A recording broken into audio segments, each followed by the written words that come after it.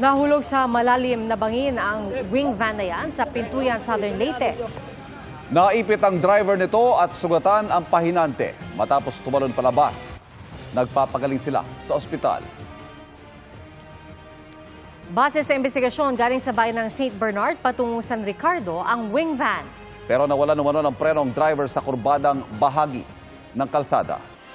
Pasintabi po sa sensitibong balitang ito, isang nawalang pulis ang pinatay sa Taguig at kinatay ang katawan na sa Baguio pa natagpuan. Mag-asawang kapwa-pulis ang suspect sa krimen. Crime of passion ang isa sa mga tinitignang anggulo. Nakatutok si John Consulta. Putol-putol at nakasako na ang katawan ng isang Police Executive Master Sergeant nang makuha sa bakuran ng isang bahay sa Baguio City nitong Huwebes, December 5. Ang pagkakadiskubre sa katawan nagsimula sa sumbong ng kanyang anak na nawawala ang biktima. Nadiskubre ng mga otoridad na noong November 28, huling nakita ang biktima na nag-check-in sa isang motel sa Taguig at matapos ang kalahating oras, nakita na siyang may kasamang babaeng pulis na isa ring Police Executive Master Sergeant papunta sa inuupahang unit ng babaeng pulis sa Camp Bagong Diwa. Dito na napag-alaman na pinatay ang biktima. Umamin sa krimen ang mister ng babaeng pulis na isa namang Lieutenant Colonel. Doon po niya nabaril yung ating victim at napatay niya yung victim. After po noon, may pinakuha siya dito sa dun sa kanyang asawa, yung sinasabing Hackson. At ito po yung ginamit para i-dismember itong ating victim.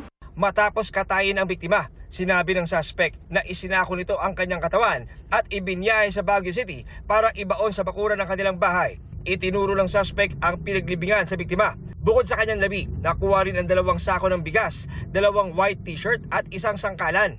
Ayon sa SPD, itinuturing nilang crime of passion ang nangyari base na rin sa extrajudicial confession ng suspect. May relasyon din umano ang biktima at asawa ng suspect at magkasama raw sa training.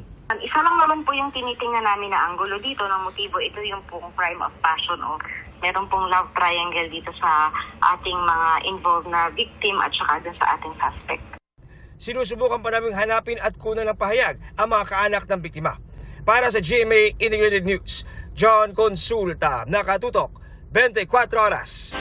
Nababahala ngayon ang Philippine Coast Guard sa pagpasok ng Chinese Navy warship sa exclusive economic zone ng bansa. Ang tugon ng gobyerno sa pagtutok ni JP Soriano. Starboard side, sir. Collision. Matapos sadyang tumbukin ng China Coast Guard at pasabugan ng tubig ang mga sasakyang pandagat ng Pilipinas sa Bajo de Masinloc at Escoda Shoal nitong Miyerkules.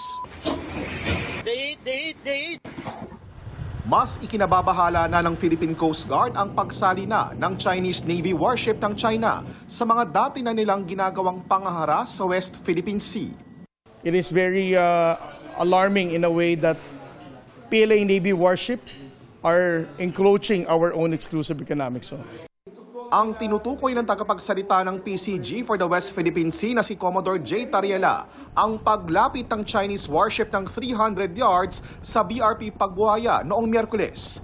Nauna nang sinabi ni Defense Secretary Gilbert Eudoro na bagaman mapayapang aksyon at makikipag-usap ang posisyon ng Pilipinas sa pangaharas ng China, pinaghahandaan daw ng gobyerno ang pagpapalakas sa puwersa, katulong ang mga kaalyadong bansa, pero di raw ito nakatuon sa anumang bansa. Pinapalakas natin ang ating sarili para sa ganon, kung magresponde tayo ng A, kaya natin panindigan. Or pagka lumakas tayo, hindi lang A ang pwede nating response. Dumadami yan habang lumalakas tayo.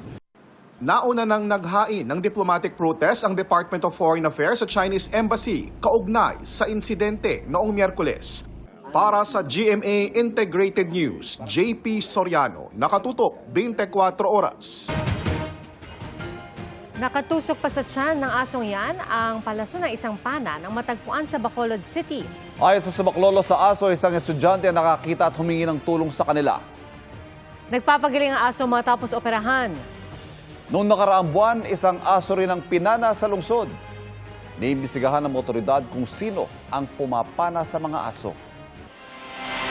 Isang truck na kargado ng kopra ang nadisgrasya sa Antipolo City. 7 pang sasakyan ang damay. At yan ang tinutukan live ni Jamie Santos. JD. Ivan, napakabigat na daloy ng trapiko ang naranasan nga dito sa Barangay Mambugan dito sa Antipolo City dahil yan sa karambola ng mga sasakyan nitong hapon. Nakabalagbag pa sa sumulong highway ang mga sasakyang sangkot sa aksidente. Nakatagilid ang isang truck at tumapon sa kalsada ang mga buhangin at hollow blocks na karga nito. Katabi nito ang 3 pang sasakyan. 8 sasakyan ang sangkot sa karambola. Ayon kay Traffic Supervisor Ricardo Q, galing Quezon patungong Maynila ang 18-wheel trailer truck na may kargang kopra. Pagdating sa pasulong na bahagi ng sumulong highway, napansin daw ng driver nito na nawalan siya ng preno. Iginigilid na raw ng driver ang truck pero dahil palusong ang highway, natumbok nito ang mga sasakyan. Sa takot na baka tumama sa poste ang truck, tumalon ang pahinante nito. Iika-ika pa nga ito pero di na raw siya nagpadala sa ospital. Walang nasawi o malubhang nasaktan sa pangyayari. Na-turn over na raw nila sa polis ang investigasyon at ang driver ng truck. Anya, accident prone talaga ang lugar dahil pakurba at palusong pa ang highway. Kaya paalala sa mga motorista maging marahan sa pagdaan dito at ugaliing i-check ang mga sasakyan. Nag-loose brake tong truck. Sa Metro View pa lang daw, nag-attempt na ng magpreno, parang lumulusot na. May mga sasakyan sa gilid niya. Lahat yun na ano niya. Buti nga yung driver ko, hindi nakakaroon ng kaba. Nagagawa niyang paraan kaya walang taong namamatay. Tumalo na nga ako dahil baka mamaya na uruhan ako dyan sa ulo ng truck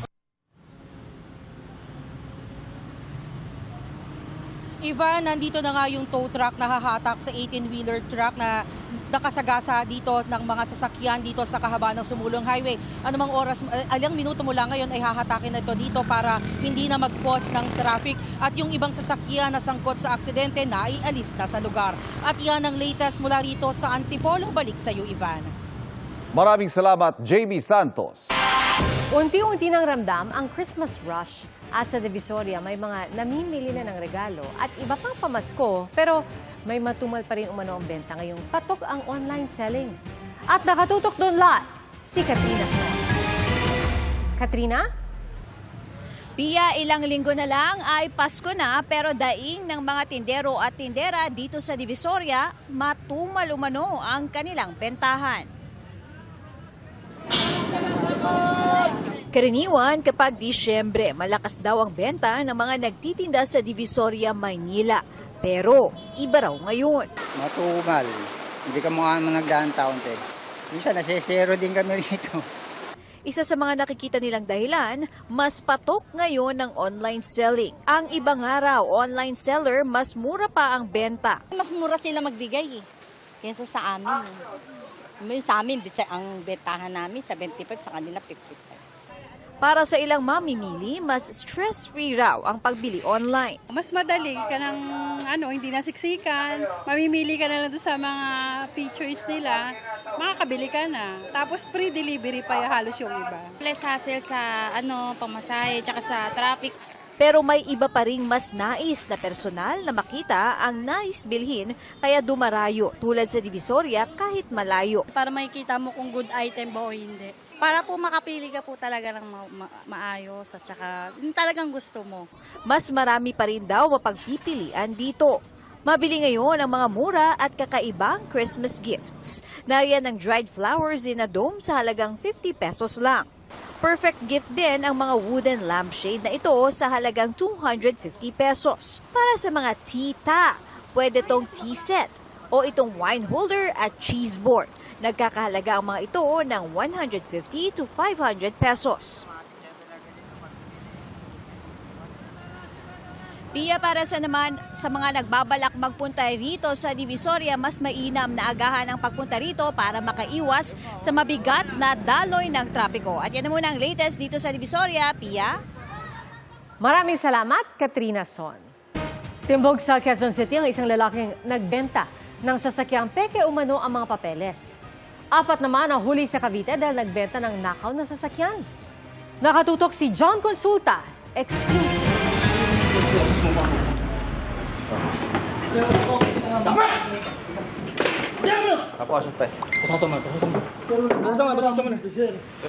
Nang maiabot na ang pera sa target na 25 taong gulang, dinakip siya ng mga tauhan ng HPG NCR sa isang kainan sa Quezon City.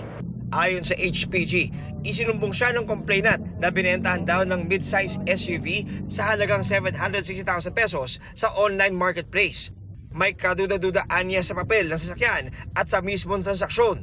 Lahat daw ng papel tulad ng ORCR, peke. Yung suspect ay hindi nakontento sa initial na presyo ng sasakyan at humiling pa siya ng additional fee for transfer fee daw. Naharap sa reklamong staff ang suspect na hindi nagbigay ng pahayag. Sa General Trias Cavite, 3 babae at 1 lalaki naman ang na-entrap ng HPG Region 4A. Ang binebenta raw nilang MPV sa isang undercover buyer, ninakaw mula sa isang negosyante saka tinangkang ibenta ng bagsak presyo. Inireklamo na ng paglabag sa anti-fencing law ang 4 na wala pang pahayag. Paalala ng HPG sa mga bibili ng sasakyan, lalo ang pre-owned. Makipag-ugnayan muna kayo siguro sa pinakamalapit na yung pila ng highway patrol para ma-find out natin kung itong mga sasakyan na inyong bibili, lalo na bibili kayo ng second-hand sasakyan, ay ma-check natin yung kung mayroong naka-alarma ito. At ma-check din natin kung yung mga papilis nito ay tunay. Para sa GMA Integrated News, John Consulta, nakatutok 24 oras. Mabilis na chikan tayo para updated sa showbiz happenings. Muling nagpakilig ng Pillow Engines ang K-pop boy group na ENHYPEN. They definitely brought the heat back sa kanilang destined fun meet kagabi. Kaya no doubt na napuno ng hiyawan at kilig ang The Big Dome. Pinerform din nila ang kanilang hit songs. Turning 49 years this year ang longest-running public service program ng GMA na Kapwa Ko Mahal Ko. Para i-celebrate ang milestone, magkakaroon sila ng special episode this December. Magkakaroon din ng event na may performances pa from our Kapuso stars. Isang patay sa karambola ng 6 na sasakyan sa bahagi ng Skyway at Grade Southbound sa Parañaque. Batay sa investigasyon, nawalan umano ng preno ang isang wing van at dahil dito, sunod-sunod nang nagsalpukan ang 5 pang sasakyan, kabilang ang isang pick-up na may isang sakay na namatay. Git ang driver ng pick-up, nakapreno siya agad. Nagpapagaling na ang mga damay na salpukan at patuloy ang investigasyon.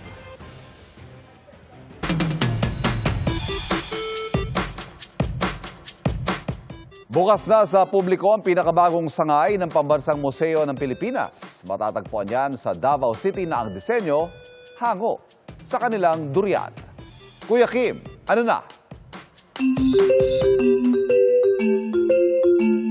Nangangamoy Pasko na sa Davao City at ang Pambansang Museo ng Pilipinas. May pa-early Christmas gift ang National Museum of the Philippines, Davao. Sa labas pa lang ng 6 na palapag na museo, mamamangha ka sa disenyo nito na hango sa tinuturing na King of Fruits na sagana sa Davao, ang durian. It is a state-of-the-art design by our city architect. Pag makita na yung building, talagang tatak Davao siya. Sa loob naman, may iba't ibang exhibit na pinamalas ang yaman ng kultura, kasaysayan at kalikasan ng Mindanao. It houses different kind of exhibitions, natural history, culture, and historical artifacts, one of Mindanao's priceless treasures, the artistry of indigenous textiles, and the masterpieces of some of the Davao's national artists. At ang good news, libre mamasyal dito. Our museum is open for the public from Tuesdays to Sundays from 9 a.m. to 5 p.m. Hindi na lang ngayon ang prutas ang iconic na durian sa Davao, pati na ang kanilang bagong museum. Kuya Kim, bakit nga ba maraming tinikang durian? Kuya Kim, ano na? Ang durian nababalot ng napakaraming matitigas na tusok-tusok o tinik. Ito nagsisilbi nilang proteksyon mula sa mga hayop na nais kainin ng laman nito. Kilala din ang prutas dahil sa napakatapang nitong amoy. Yan naman ay dahil sa volatile sulfur compounds na taglay nito. Gayunman, hindi pa ikakaila na isa ito sa pinakamalinamnam at pinakamasustansyang prutas sa buong mundo. Ang durian native sa Southeast Asia. At alam niyo ba sa Singapore, meron silang landmark na tila hango rin daw sa iconic na prutas? Ang Esplanade Keppers on the Bay. Laging tandaan, importante ang may alam. Ako po si Kuya Kim at sagot ko kayo, 24 oras. Muling binuksan ang taunang Arts and Food Festival sa Maginhawa Street sa Quezon City. At silipin po natin yan sa Pagtutok Live ni Darlene Tay. Darlene? Piyadag sana yung mga kapuso natin na pumupunta dito sa Maginhawa para mag-food trip, mamasyal at mamili. Sumubok ng new hobbies, magpabudol sa shopping at kumain hanggat gusto mo. Ilan yan sa na-enjoy ng pumasyal ngayong araw sa taunang Maginhawa Arts and Food Festival sa Quezon City. Actually, it's a very good playground for, I think, startups. It's very nice. Just kind of walk around, just chill, then get some food. The main goal really is to showcase the small businesses. Kasi here in Maginhawa, merong ordinance din na bawal ang big brands. Kung gustong mag-try ng new hobby, pwedeng subukan ng pottery. It's really important na we have this kind of activity or like craft here, especially in Manila. Kung mahirapan ka sa pottery at hindi na maipinta ang iyong mukha, worry not. Kayang-kaya ka namang iguhit ni Albert. Gumagawa ako ng life portrait, so usually sit down lang siya, kwentuhan tayo, drawing kita in a few minutes, tapos na. Pag nagutom naman sa kaka-shopping at kaka-try ng kung ano-ano, hindi ka mauubusan ng pagpipiliang pagkain. Punta po kayo dito sa Maginhawa, shawarma po!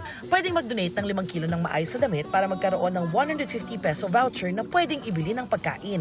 May pinamimigay na libreng mga buto ng kalabasa, pechay, kangkong at marami pang ibang gulay.